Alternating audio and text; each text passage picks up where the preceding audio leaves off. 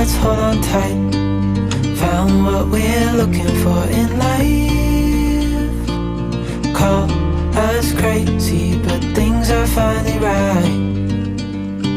With you and I, the future is bright.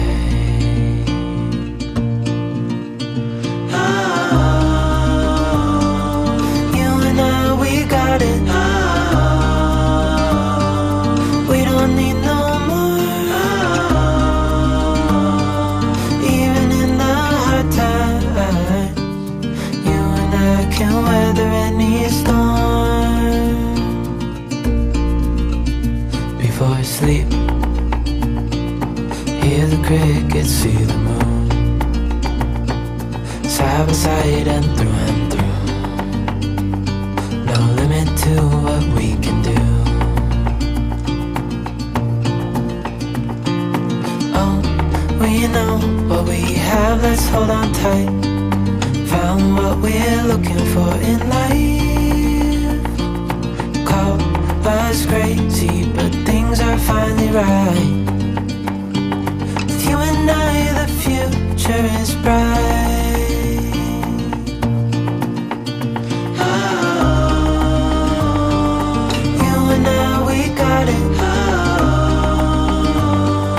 We don't need no more. Even in the hard times, you and I can weather any storm.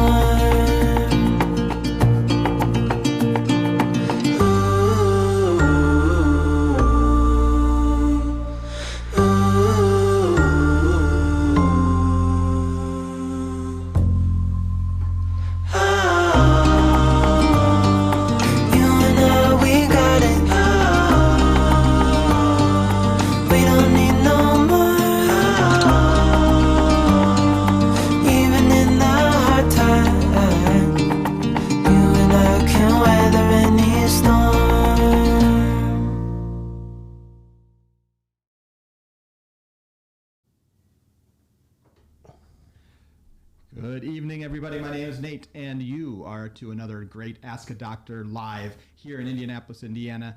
We missed live last week. We put a couple, best of little snippets out there, but we're live down again here with Dr. John and Dr. Kelly. Dr. John, Dr. Kelly, how are you this evening? We Wonderful. Are great. All right, so let's get started by a question that was not on the list that you sent me earlier, because it's always fun. What's the importance of taking vacation to health? Since you guys just got off vacation, why is time like that, whether it's however you can spend it at different times, different places, why is time off and vacation important to health? So the number one reason is to get your mind off of all the things that normally cause massive stress in your life, or to allow you time to focus on healing something that's stressing you.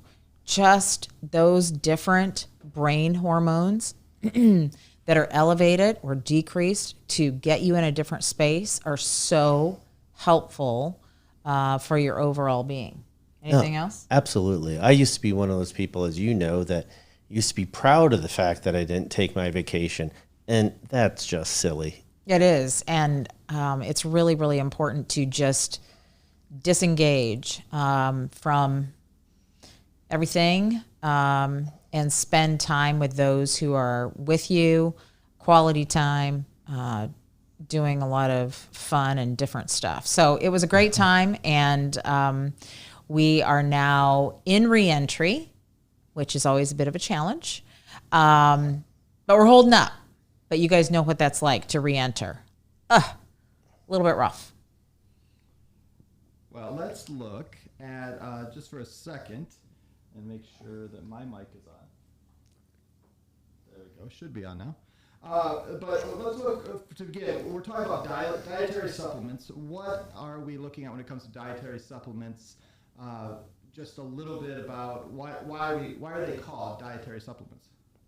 So it's an interesting question. The biggest thing is that if it's called a dietary supplement, it has different regulations than if it's actually considered a medicine. If something thing is a medicine, it has to go through very specific types of trials, and those trials cost millions of dollars. And so what that means is that while dietary supplements may have benefit, they haven't been through trials to prove their safety or their benefit. Right. So there is less regulation, which many of us love that there's less regulation. However, with less regulation, sometimes comes less analysis, less study. And one of the things we talk about quite frequently when we post about this is that you always have to make sure you have a reliable source, whether it's the American Pharmacopoeia, USP, other sources that are testing the supplements to make sure the product's actually in there. Several years ago, a big East Coast university did a random study of certain supplements, in a GNC. And they found a lot of the supplements didn't even have what they claimed was in it. And since it's not part of the FDA's drug policies, it doesn't matter because it's a dietary supplement. Right.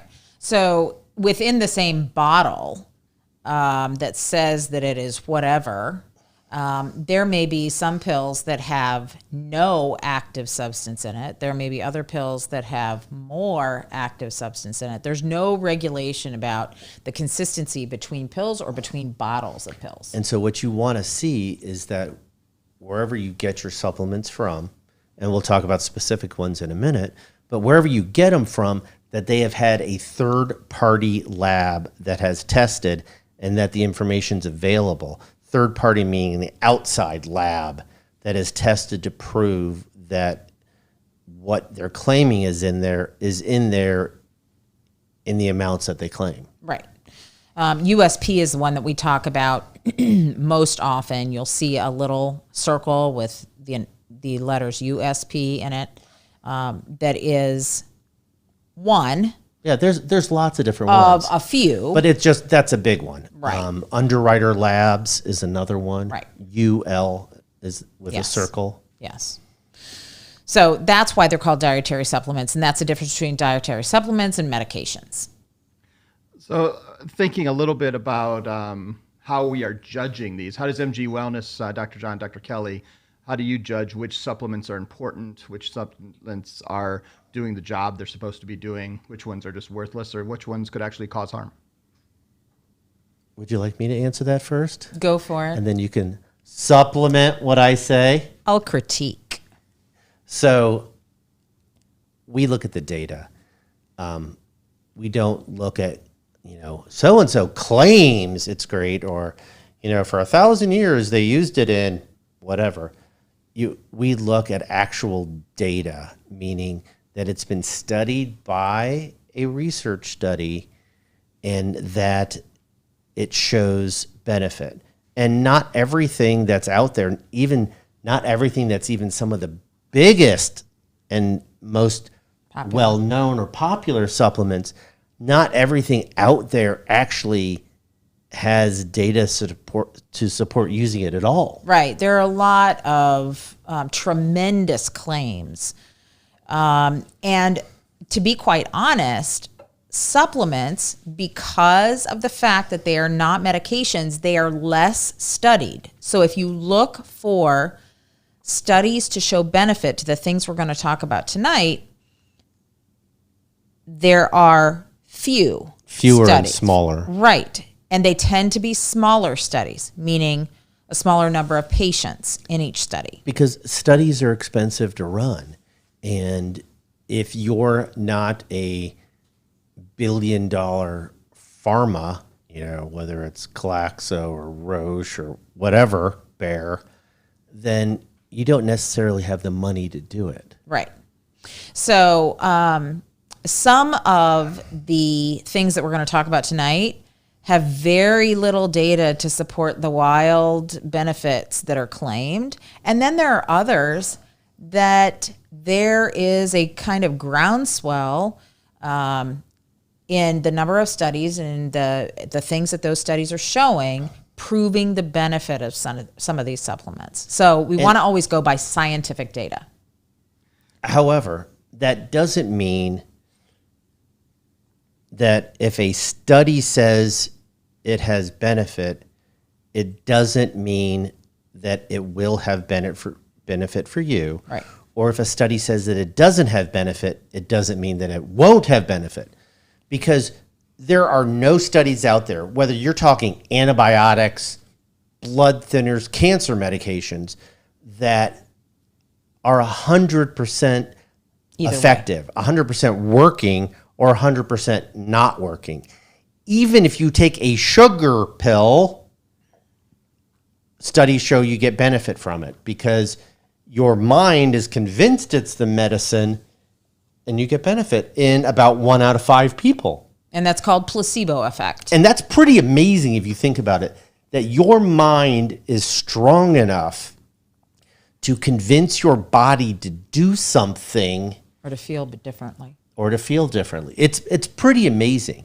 So, we're going to talk about supplements.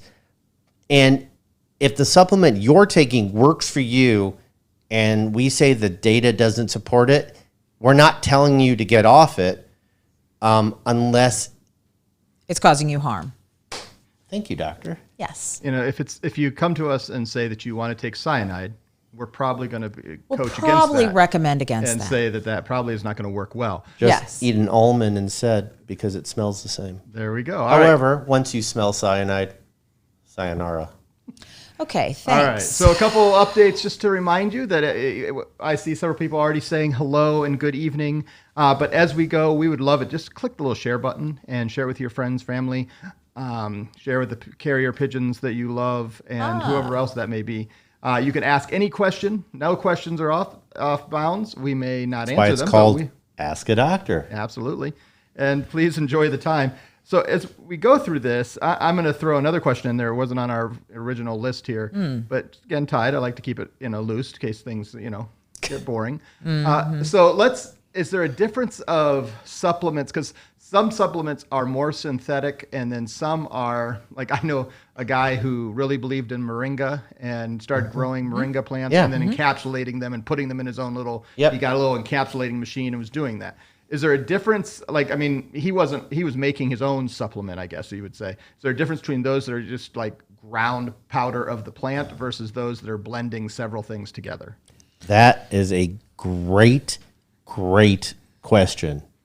And I believe that there is really not a good answer for it because it's so multifaceted. However, I'll give a differing opinion in a moment. Okay, well, go right ahead. No, not doctor. a differing, but it's what we always talk about. For any of these things, whole foods.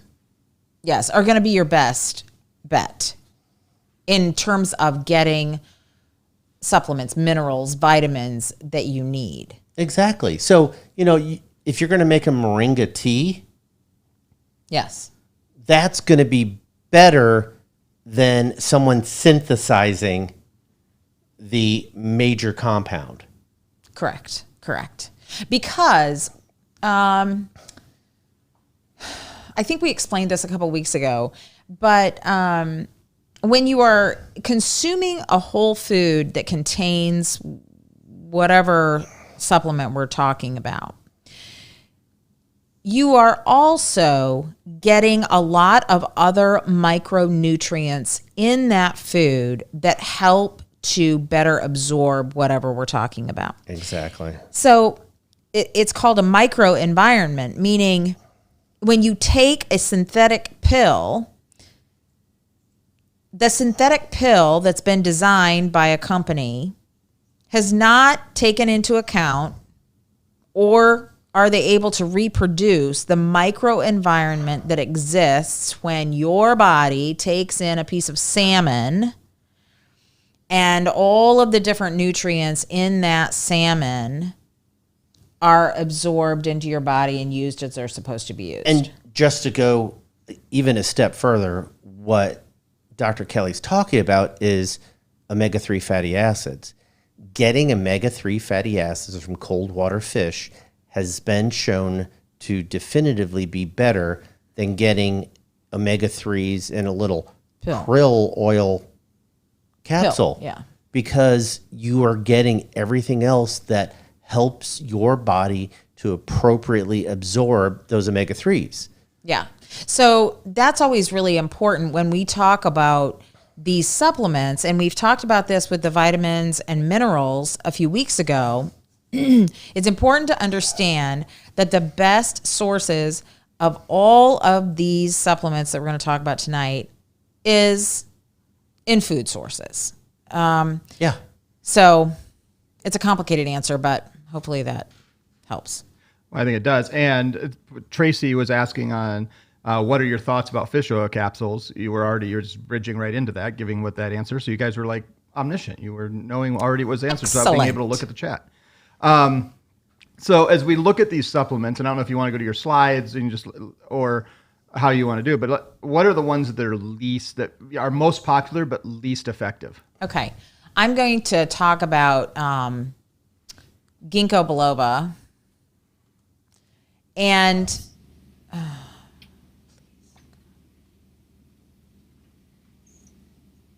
there it is. So ginkgo biloba is... I think I dated someone named that. That's awesome. That's just great. So GB for short. Yes, Yeah. exactly. So ginkgo biloba is something that is super popular, and it sounds so, I don't know, out there. Awesome. And yeah, amazing, because it's such a cool name that's fun to say. It contains flavonoids, which are antioxidants, and it contains things called terpenoids that have been proven to help in small studies with circulation. However, Dr. John and I were talking about this earlier this evening, that with ginkgo biloba, there are lots of amazing claims about amazing things that ginkgo biloba can do for anxiety, for circulation, for all kinds of diseases. But if you look at the evidence is actually very, very little. And for every positive study, there's actually many negative studies that show no benefit. And the thing that I think is super important to know about ginkgo biloba is that there are lots of medications that ginkgo biloba can interact with, and you have to be really careful. There are actual reports of people having bleeding from overdoses of ginkgo biloba that interact with medications like Coumadin or warfarin, that's a blood thinner, and dying from severe bleeding. So that is the one that always rings in my head as something that there are wild claims about, it's going to cure cancer, but there is so little evidence about its real benefit. Absolutely. There was one other thing I was going to say about it, and it's gone. So anyway, that's about ginkgo biloba. Would you like some? Yes, I would like hand some sanitizer? hand sanitizer. Thank you. That is my big warning about this supplement. And you have to be careful if you grow ginkgo biloba. This is a funny story about the city in which we live. Do not quiz me. I'm not. Is this a quiz? So when they were redoing downtown Indianapolis in the 70s, ginkgo biloba are actually very pretty trees, and they have these beautiful fan-shaped leaves. Well, the problem is no one decided to ask a biologist whether they should get the male or the female trees. And there's a difference because one of the genders of trees smells like literal crap in the spring. Perfect. And the other one doesn't. And Indianapolis, Smelled like crap. they bought all and planted all the wrong gender trees. And then one of the IUPUI Indiana University, Purdue University, Indianapolis. Used to be called Ooey Pooey. Go Jaguars. Yes. Well, and back then it was the Metros, though. But they, one of the biologists is like, well, you kind of bought the wrong gender, and they do stink. Little known facts by Johnny G. That's Hey. what we call that. So be careful. That's an MG Wellness Minute for you. Bum, bum, bum, bum. Well, talking of things that don't always smell really good, how about apple cider vinegar? And we know that's a very popular supplement. Some Yes. people take it in all kinds of forms, pour it in their tea. But you mentioned to ask you about an apple cider vinegar diet. Oh, I thought you were going to say something worse. Or something worse. I don't know. That's why I'm masked up. So I can't even tell you, since we started MG Wellness, so it's been 14 months since we started MG Wellness. It was 14 months ago today that Sergeant Pepper taught his Okay, so anyway. band to play. I have been asked probably a dozen times, which is a lot, about the benefits of apple cider vinegar diet. Taking multiple tablespoons of apple cider vinegar a day, which, okay. So first of all, have y'all tasted it? Like with the mother? Bragg's apple cider vinegar with Mother. I always like things with the mother. It just makes things. I mean, it makes it sound gotta do so it. foul Yeah. because it actually So it's pretty. a mother vinegar. It's unbelievably strong and it'll knock your socks off. But However, one of the funny comments that I read in a scientific study about apple cider vinegar today, and this is the truth, is taking apple cider vinegar in the amounts that is recommended in this supposed diet that is so popular would only work for weight loss because it makes people nauseated. That is how, if anybody had any weight loss, it would work, because nausea is very common with large amounts of apple cider vinegar. In studies, apple cider vinegar for weight loss has not been shown to help at all. there are always individual claims, but not in a study. Correct. Not in a study has there been found to be any difference between those who follow a regular diet and don't have apple cider vinegar versus those who follow a regular diet and take apple cider vinegar. So even though apple cider vinegar gummies are one of the most popular supplements sold, in fact, number one, stop buying them. Now, let's talk about the value of apple cider vinegar in other ways. So there's this interesting fact about apple cider vinegar that it actually closes a valve, a junction called The lower esophageal sphincter. the gastroesophageal sphincter. So this little closing valve between the stomach and the esophagus. The sphincter. And that little valve, when it is open and you've had a big meal with maybe some spicy, greasy fried food, you get heartburn, you get acid that kind of comes up from your stomach. Get reflux. And that's reflux or GERD, whatever you call it. And you want to talk about popular medications in the United States, medications that treat reflux, GERD, heartburn are so popular, and now they are almost all of them sold over the counter. And that's like Pepcid, Zantac, Prilosec. Prevacid, all So of it. it's what we call the H2 blockers and the proton pump inhibitors, or PPIs. But those have actually big detrimental effects on Your gut. on your immune system of your gut. Yes. So why apple cider vinegar is important is that little valve with a little bit of apple cider vinegar actually closes and prevents that acid from coming back up from the stomach into the esophagus and prevents that heartburn reflux feeling. So, no, it's a question for you, and this isn't a quiz. It's actually, I don't know. I was always taught it had to have the mother in it. Is that Yes. for that to work? Yes, it does have to have the mother in it. And the mother is also required for apple cider vinegar to be considered a probiotic, which we have talked about 150,000 times over the past year. Apple cider vinegar with the mother actually has some really good qualities of a probiotic, good bacteria for your gut, to cause gut healing and to help your immune system function normally.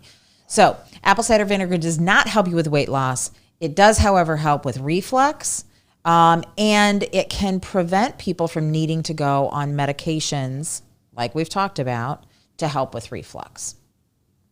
Little known facts. No, that's really important. That's great. All right, well, let's talk a little bit more about some of the other things we see that are popular. How about, I just learned how to smell it correctly, but I take it every morning, turmeric. Yes. What is that a good supplement? It actually is. I'm trying to get to there we go. So this is one that I am currently massively fascinated with. So this is the deal. Turmeric, and it is spelled Turmeric. It's like trying to It's spell not anesthesiology. turmeric. Oh yeah. Actually contains curcumin. So they are not one and the same, but curcumin is in turmeric. So there is mounting evidence that these substances are powerful anti-inflammatory substances. And I don't care. I mean, I'm putting them in our shakes now because that anti-inflammatory property, I'm fascinated with the studies. The studies are pretty profound, even for a supplement. So one of our colleagues who we were at Iowa with has done a bunch of research on the anti-inflammatory and anti-cancer aspects. yes, absolutely. So there are studies that show that these may help with arthritis, certain forms of heart disease, certain cancers. In fact, some of the studies in cancer are just simply, I read one today on patients who had colon polyps that were precancerous, and just taking curcumin decreased the presence of the polyps. Like 40% of them were gone. Yeah, because after they took polyps are from inflammatory diet. Yes. So which is just, I mean, that's so cool. There's also evidence that it may help with Alzheimer's because Alzheimer's tends to be an inflammatory disease and certain skin diseases. Alzheimer's is an inflammatory disease. That is the whole gut-brain axis that we've talked about a lot. And skin disease, even psoriasis. Yes, psoriasis. So you guys have heard me say that I have struggled with psoriasis. You do? I go through times where it's totally fine. I don't have any issues. And then I go through times where she's stressed. When I get stressed about stupid stuff. And I have, these horrible flares of it. And so turmeric can come in, spice form. You can put it in your food. But you can also get it not only in pill form, you can get it in cream form. And I don't know if it dyes your skin yellow or what. But anyway, I have not tried that. But the recommended dose in most of the studies is 500 milligrams 3 times a day. And that's in pill form.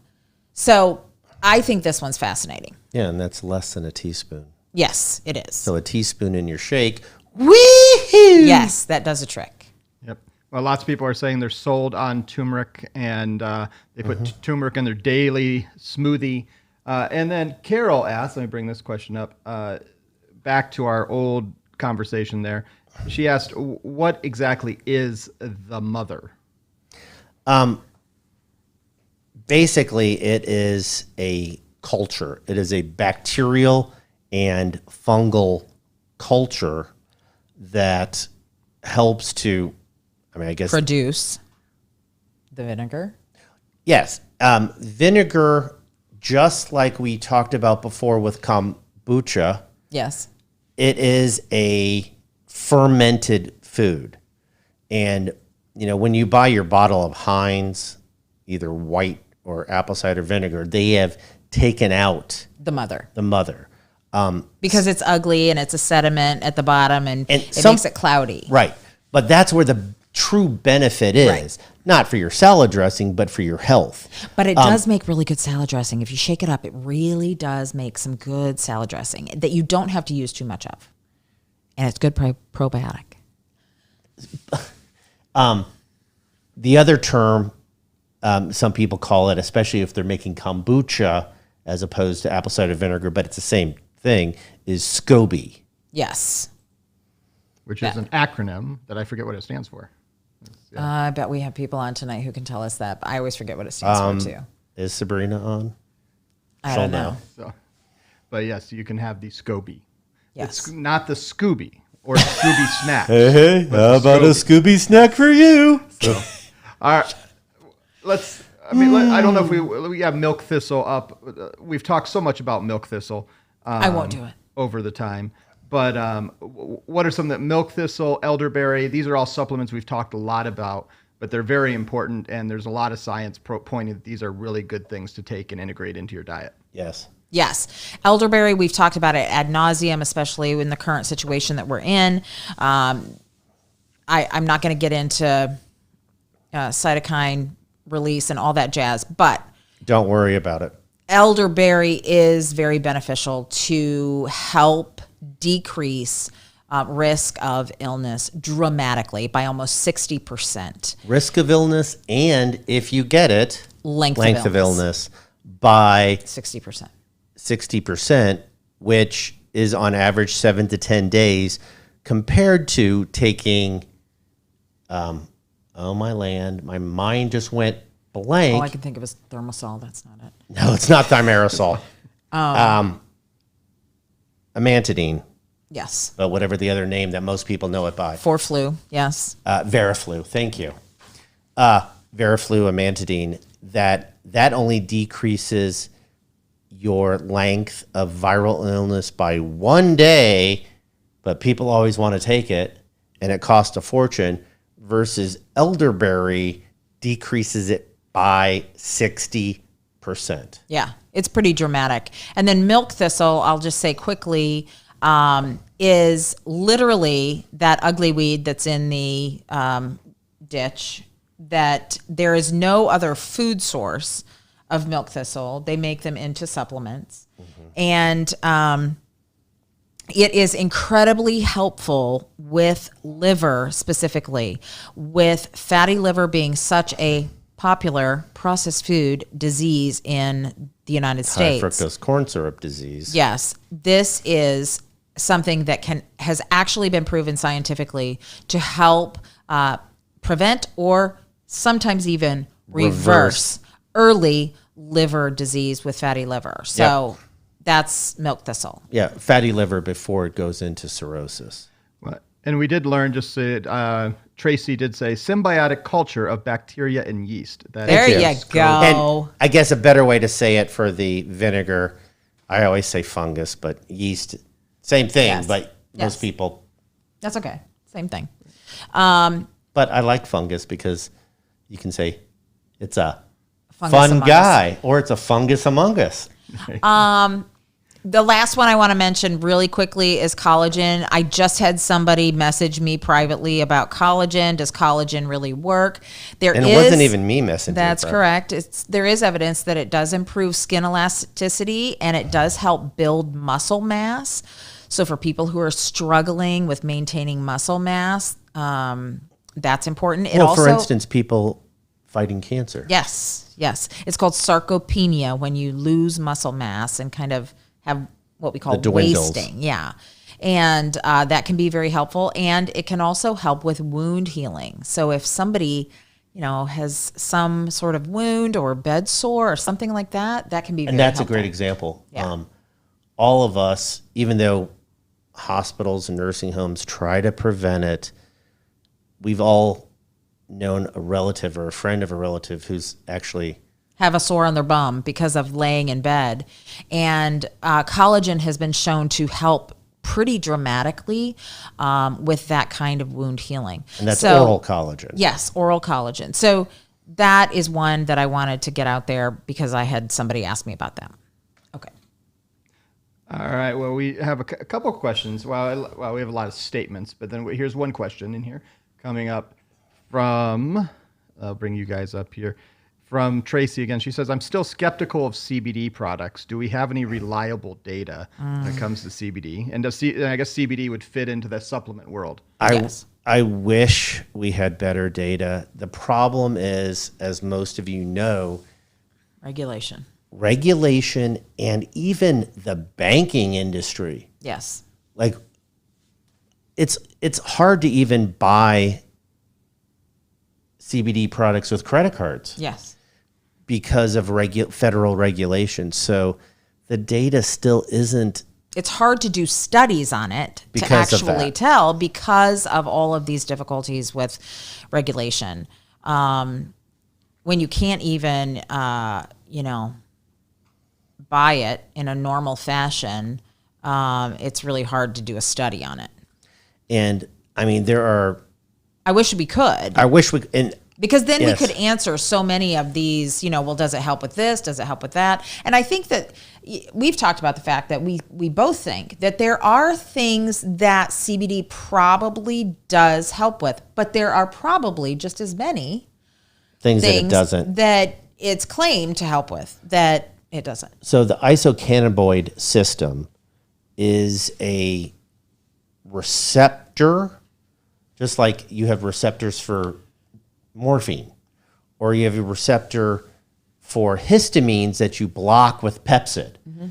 Receptors are like the lock on a cell where a key has to go in. Mm-hmm. The key is the CBD. The lock is this receptor. We know those receptors are all over the body. They're in nerve pathways, which is why some people believe that it's good for Parkinson's disease and seizures. Mm-hmm. They're on neurons in the periphery, which is in the extremities, which is why some people believe that it's good for pain. Mm-hmm. They're in basically the center of the brain. There are nerves on the cells that lead to nausea, which is why people believe that. So theoretically, we need to test this. Right. We could find out some very helpful uses for it. And we can find out where it doesn't work. Yeah, so that we're not overprescribing it. So I hope that soon we can. Someday we will, and someday soon that we'll be able to do studies on it. Yep. So much to learn. And the thing is about these supplements, it would be my take is, the first thing I say, is it any chance that it does harm? If that is, then you go out. There's so many of these things we just don't have the data on. Mm-hmm. And so, like you said, if you feel like it's doing something positive, mm-hmm. allow it to do that. But try to even document it yourselves. Like how would so many of these things, like skin elasticity, how do we judge if collagen is helping us and our skin elasticity is better? How do we judge that for our personal selves? So, good question. I mean, what this study was done by plastic surgeons, and so they had a way of measuring it. But can I tell? Way than I do. Yeah. Now, do I believe that collagen helps me? Yes, I do. I believe it actually helps my hair growth when I am on it, and this could be placebo. It may be, but I swear there is less hair that comes out in a brush that when I'm on collagen than when I'm off of it. So I don't take it. Right. John has long been off of collagen. So it is a really, really hard thing to know. But again, MG Wellness brings you science that's been published. Absolutely. And I think one of the points that producer Nate was bringing up is if you start something new, just make notes. It doesn't have to be, there's 0.3 millimeters of drop and, how does your skin feel? Right. Because honestly, a lot of things are how it feels. You know, just like pain. You know, how do you really study pain? It's how you feel. So if you're taking something new, document before you start it, document when you've taken it, document during What you feel that like time. a month later. And it's interesting because we have done that with things, and it's pretty amazing. The differences that you can see from certain supplements. Yes. Even if it is somewhat of a placebo effect. But if it's working for you, If it's working for and you, not that's causing great. harm and doesn't have the potential for Yes. major harm, Yes. stick with it. Yes. Well, and I think it gives us like noticing when changes happen, because sometimes we start taking things and we're like, oh, I haven't felt this and we don't even remember Yeah. when it started, Yeah. and we can't Yep. even tell, was it this supplement or wasn't this supplement? So just becoming our own little mini research project, just to make sure that we're testing our things better because we're Yes. taking these things. Yes. Yeah, I think it's smart. It Yes. really is. And it has actually helped us a couple times where actually when I stopped all these medications before, realizing that I actually got a side effect from stopping medicine, which was bizarre. Yes. Oh my gosh. Yes. So you just documenting things like Nate said is really, really helpful. Really important. You know, that's the beauty of the phone. You can just put a little note in. Yep. Yep. Or if you're, a social media diva and just want to post it up for everyone, just know that I will not follow you. That's all. Just that, but it's out there. All right. As we close up tonight and finish up, as I remind you that if you haven't signed up for our newsletter, most of you, I think, probably watching live are, but those who watch afterwards, as you do this way you would know what we're talking about every week. And you can just do that by going to mgwellnessnewsletter.com. And Dr. John, Dr. Kelly, what are we going to be talking about next week as we've finished our supplements and supplements are over? Oh no, what are we going to talk about? So are we going to have a supplemental talk? yeah, I don't even think that Dr. John knows what we're talking about. So we are launching a new 4-week series on the brain. We talked a little bit about brain health tonight. And we're going to I talk. only had a brain. Yes, yes. Da, da, da, da, da, da. There you go. Okay, whatever. I think we're done. So yeah, we'll be talking about the brain. We'll talk about that brain axis and all that kind of jazz. We'll be talking about different aspects of that. And if you've signed up for a newsletter, you will know what the little subjects are for the next 4 weeks. And so how do you sign up for the newsletter, producer Nate? We'll tell you one more time. You go to mgwellnessnewsletter.com and you can make sure it comes directly into your mailbox every week. Right there at the top.